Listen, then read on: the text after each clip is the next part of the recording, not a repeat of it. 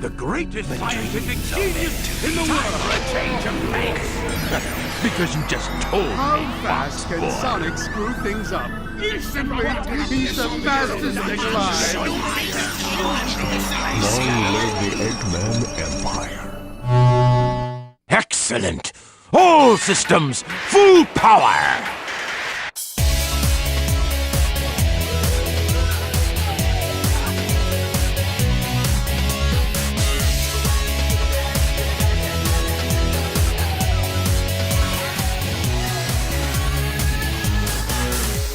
Dr. Ivo Robotnik, the herald to an incoming apocalypse of shells and stars and lightning bolts that ruins the perfectly good race you were running. No! What was once a game that bridged entire worlds together would go on to erase that connection as those worlds drifted impossibly far apart. While Robotnik struggles to find the emeralds, he manages to construct a massive mechanical fortress on the island, and turns most of its inhabitants into his scrap-brain servants.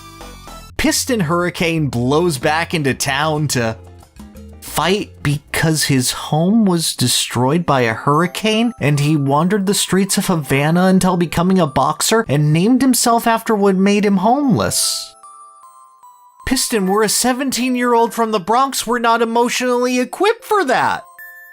And you have one of the most helpless protagonists out there, far beneath the standards that Spyro or Lanky Kong or, hell, even Cusco set before him. You're rubbish. Toodles. And yeah, that's the point. Spiny shells in this game coast forward for a second before realizing, I am a trained assassin. My sole purpose in life is to ruin the existence of the frontrunner of this race. It does not matter if there is collateral. No price is too high to send them sky high.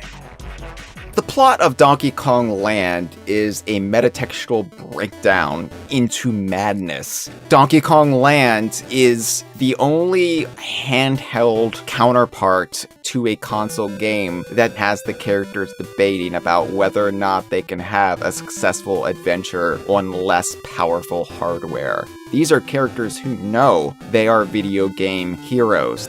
Cranky Kong calls up K. Rool and says, hey, do you want to do it again? I'm giving you permission. You can do it again. I have a bet with Donkey Kong that he can't do it on the Game Boy, so here's your shot. What doesn't help is that Sans has 9 unique attack patterns to toss at the player after their first turn, ranging from perfectly timing jumps between bone pillars to platforming challenges over a sea of bones that constantly stack up damage as you drown in sin, to shooting you with massive laser blasts, weaving between 3 floors to avoid being annihilated. And some of these have more difficult variants if they loop back and show up a second time. Eggman rereads some of that journal and is like, Kazoid, huh? Finding his grandfather's other old research project and setting up Sonic Battle. And of course, he's got his signature bull charge primed and ready. He makes it his entire personality to hate that hedgehog. I really hate that hedgehog. I hate him. I hate him. Hate him! Hate, hate, hate, hate! And the game was delayed again and again, falling way behind its initial Holiday 97 release date. Rare published titles like Jet Force Gemini, Perfect Dark, and even 12 Tales' sister project, meant to supplement its release, Conker's Pocket Tales, beat the N64 platforming project to the punch. And it seemed like Conker 64 would just languish in agony before limply releasing. Before Chris Seaver stepped in and took the game in a whole new direction. What can we do with that? Oh, I know. We'll make it violent. Seaver's vision would transform 12 Tales into the raunchy comedy we know today. It just sort of becomes the moment that defines K. Rool as a character. This is the thing that he did or caused to happen. Going forward, he seems to have this increased focus on destruction. If he sees something that he can destroy and that he can rot, he couldn't just let the Kongs go. I don't think it's really right to say the Conqueror is a good person, given all of this. Whatever you've heard about me, it's not true. It's totally exaggerated. No. And between the game's 10 possible non-final endings, 4 of which end in an Eggman boss fight, not a single one sees Shadow teaming up with the Doctor. I not the cheat mode. Welcome to the real world! Time to learn! You gonna learn today! Like, it's got the easiest song in video games to identify within 4 notes.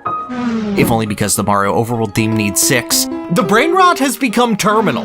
The Carbine Owls with flame cannons are said to keep the factory workers on task at all times or else. And they've found a new leader to swear fealty to.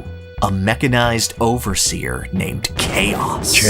Farewell, Sonic, my admirable adversary. Let's watch game development unfold through the evolution of the Blue Shell. Oh, yeah!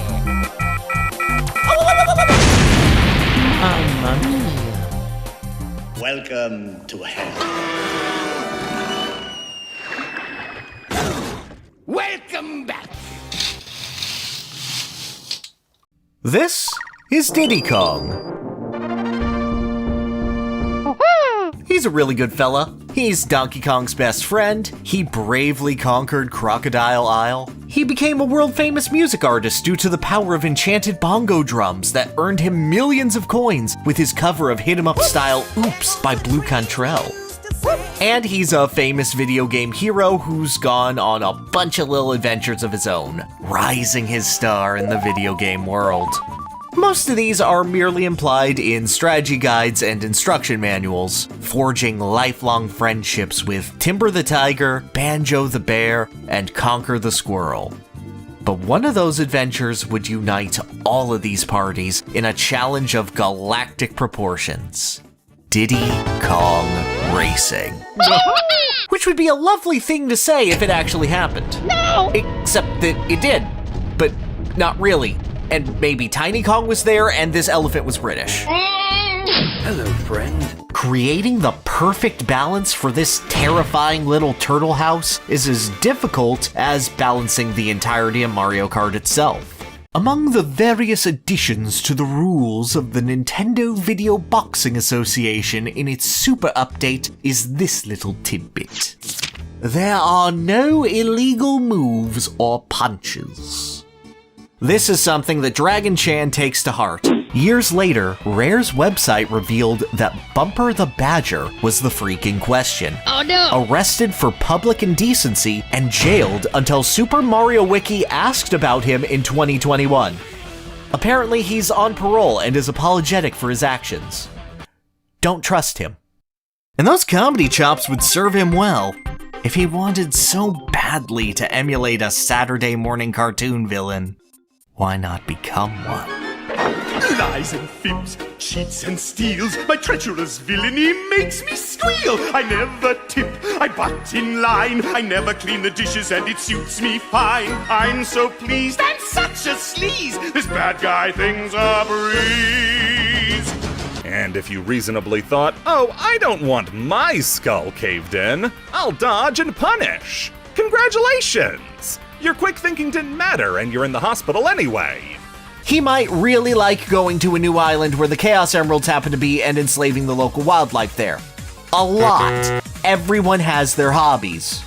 That the only reasonable thing to do would be to go back in time and use a super camera to turn Eggman into a trading card and erase his legacy from history. I am unrivaled. I thought it'd be a fun time to see just where a ravenous fan base, a constantly changing studio, corporate takeovers, and the strange naming scheme of dinosaurs can take us in establishing what some could consider to be Donkey Kong lore. This is all that was, all that could have been, and all that nebulously might be in the multiverse of Diddy Kong Racing. Press start! Citizens of Earth and Mobius alike, lend me your ears, for the madman before you is not your garden variety villain. This is Dr. Eggman, the most unstoppable, uncompromising, relentlessly destructive, and ultimately self-destructive villain video games have ever seen. Now begins the glorious era of the Empire of Eggman.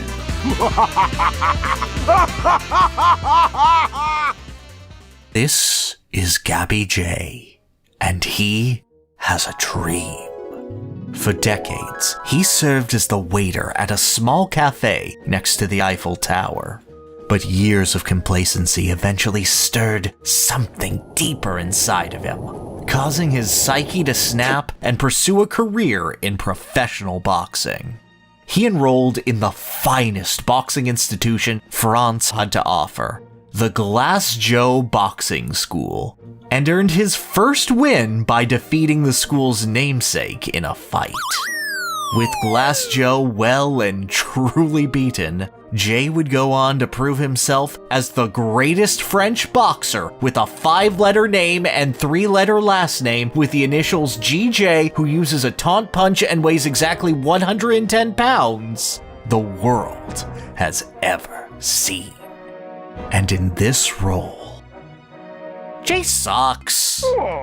Sorry, did I say you needed to attack 12 times? What I meant to say is, you need to throw out 24 attacks on Sans without dying. 12 times just gets you this little halfway point where he'll kill you if you spare him. Why don't you try again? See if the dialogue updates. After this point, Sans becomes even more relentless, throwing out new variants of his attacks, twisting gravity and tossing your soul around the arena like a rag doll to catch you in new traps. He'll even attack you in the menu on your turn, just to add in a little extra karma damage. Conquer doesn't rise to the occasion like the others. Well, assist to you then. And while you beat Jay pretty handily, and seriously, Wario 2 minutes to clear this? While you could chalk it up to being a cute little technical limitation, it saves on storage to have the same boss with a couple variations as well as design space.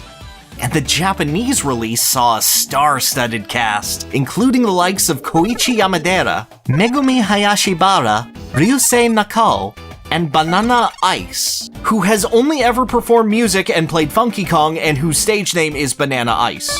K. Rool, incidentally, was played by Jotaro Kujo from the OVA. And sticking it inside of his cool, edgy thief friend who failed to assassinate him, don't worry about it, in order to make Infinite. Oh, yes. This is the eternal legacy of King K. Rool. I hope for your sake you're right this time.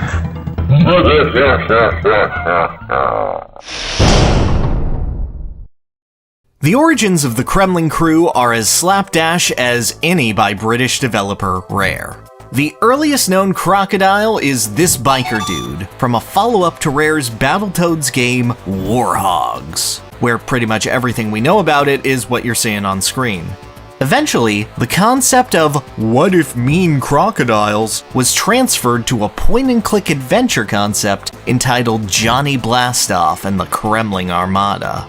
Here, the name of the Kremlings was established, a love of piracy was instilled within them, and the first images of their leadership emerged. A burly thug, Captain Crash, the wily opportunity seeker, Corporal Crizzle, and a leader figure sporting a massive frame, ornamented bracers, a flowing cape, and a prominent crown.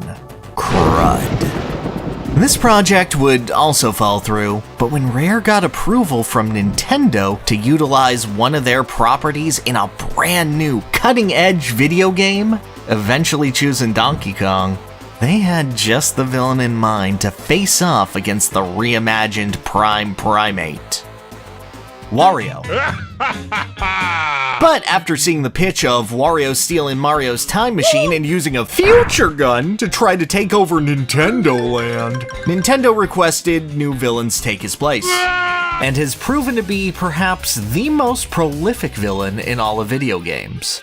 While colleagues like Bowser, Ganon, and Sephiroth typically show up more when listing the most iconic baddies of the medium, Eggman's massive output of games, comics, television series, animations, movies, web things. He wasn't awake yet. Now he'll show you the full power. Haha, Mario murders a bunch of mushrooms and turtles. What an awful guy. Undertale is 10 years old now. The passage of time is cruel and relentless. Build Robotnik Land on top of the watery grave of thousands. A perfect technological city to serve as his new world capital. But guess what?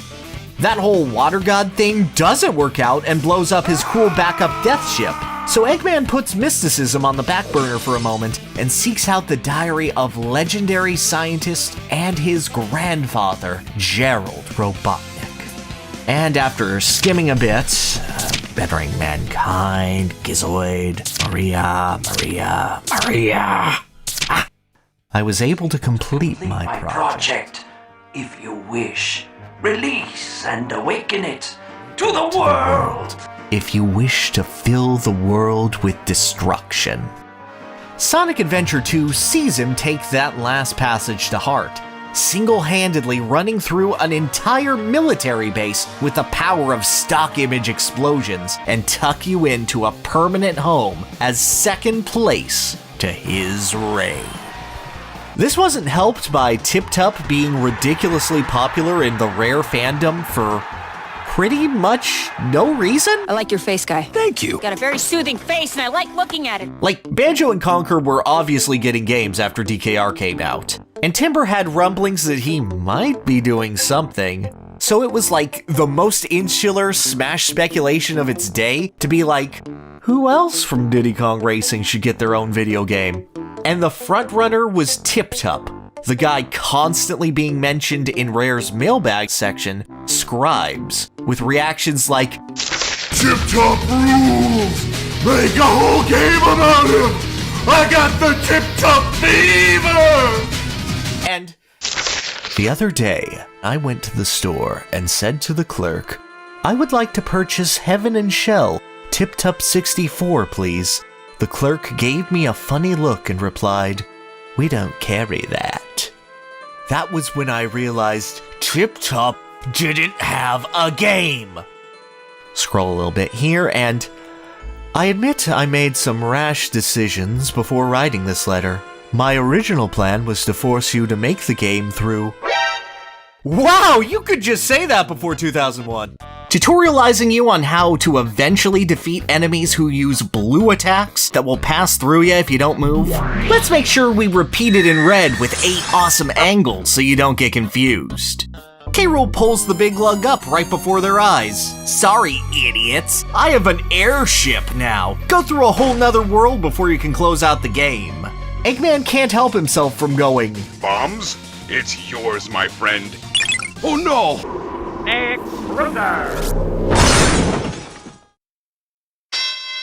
42 wins, 0 losses. The pinnacle of the sport. Nick Bruiser.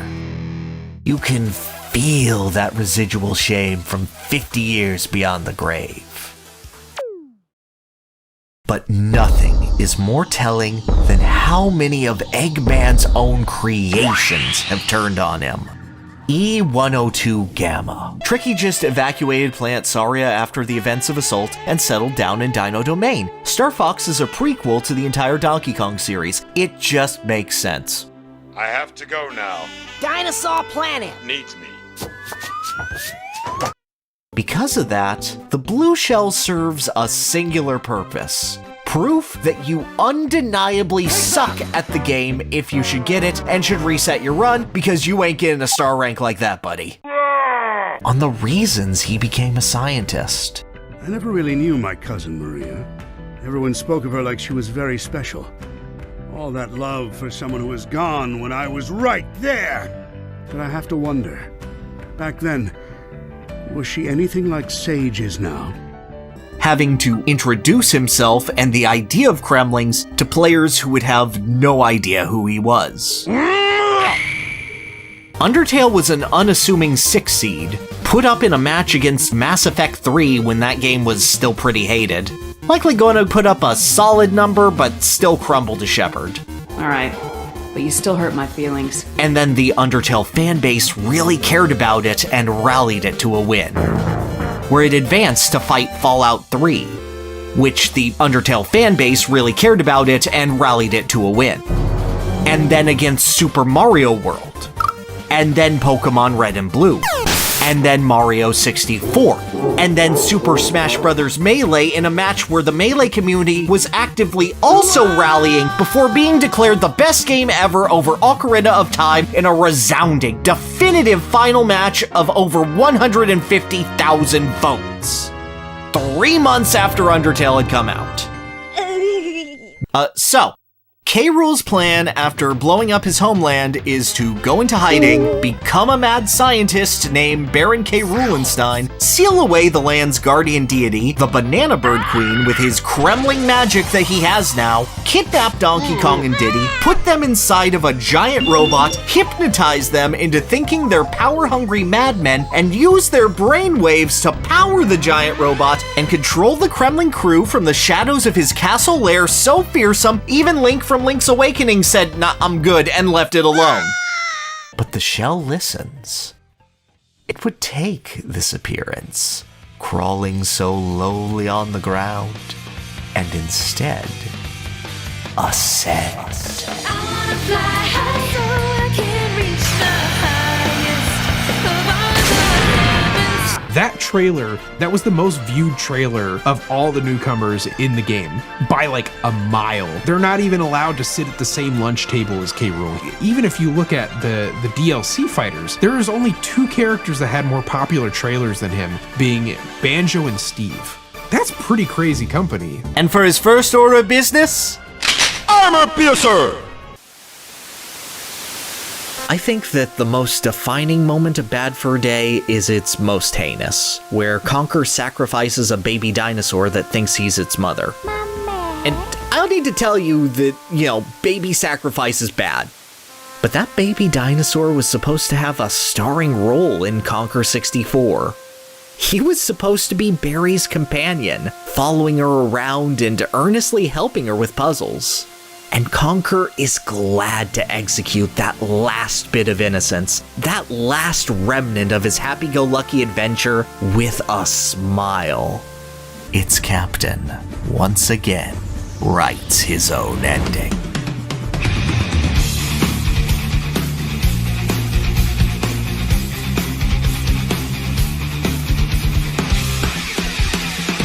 And I'm sure we'd end up with a nice, balanced celebration of fair play and...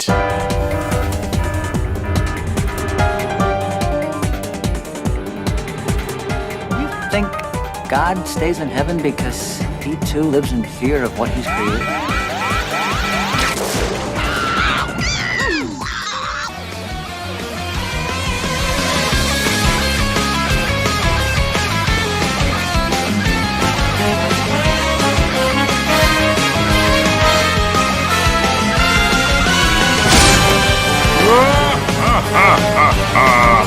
Which is important because Diddy Kong Racing came out before Banjo-Kazooie, since Banjo had yet to begin his partnership with Kazooie. And Banjo-Kazooie platforming games happen in the year of their release, because Jam Jars confirms that it's been 8 years since Banjo had a game in Nuts and Bolts, and Log makes comments about the contemporary gaming scene of the time, meaning that Nuts and Bolts has to take place in 2008, which means that Diddy Kong Racing needs to have happened in 1997 or earlier, but DK64 happened in 1999, which is likely because Donkey Kong Country 2 happened when Killer Instinct was in arcades, so DK64 has a very limited amount of time from 1995 onward in which it could happen, which means that Diddy Kong Racing DS can't have happened in 1997, which means that either 2 identical adventures, except for Banjo's existence, happened in 1997 and 2007, or that we've created an entirely new universe where everything is the same, except Banjo is Tiny Kong now, and... For the first time, Eggman hasn't been defeated, but he's truly lost something that he simply couldn't make a better version of. Once again, he was betrayed by something that he allowed even the slightest bit of freedom to. But this time, he allowed it to happen, for the sake of her own progress. His unstoppable mind came to a standstill, enjoyed itself, and instead of looking forward to the next great creation, he looked back and preserved something that was already good enough.